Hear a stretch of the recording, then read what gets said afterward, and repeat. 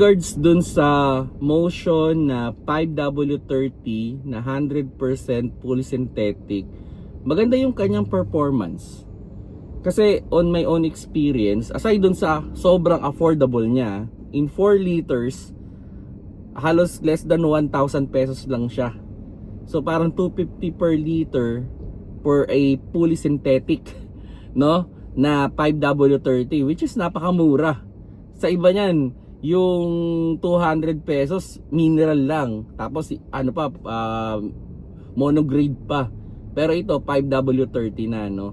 At maganda sa kanya, pag dinidrain up ko siya, kasi sa akin na full synthetic yan, 5W30, pero dinidrain ko yan every 5,000 kilometers. And maganda pa yung flow niya, hindi siya yung sobrang lapot. Unlike pag mineral, pag ginanong ko na, malapot na talaga.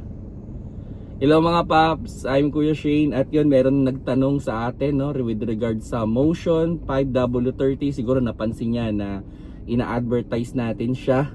And so far yung performance ng 5W30 para sa akin, it's good.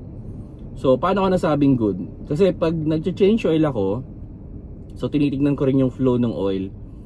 And nakita ko na maganda pa yung flow niya, no? Mabilis pa siya mag-flow. So ibig sabihin, hindi pa siya ganong kalapot.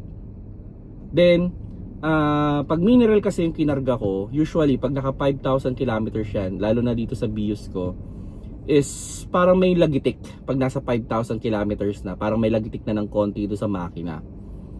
Pero itong Motion na 5W30 na fully synthetic nga, pag nasa 5,000 kilometers na siya, okay pa rin yung tunog ng makina. So wala pa ako naririnig na lagitik. So actually that's the reason, ano, why I changed brand. Kasi before, ang ginagamit ko lang talaga sa mga kotse ko is mineral.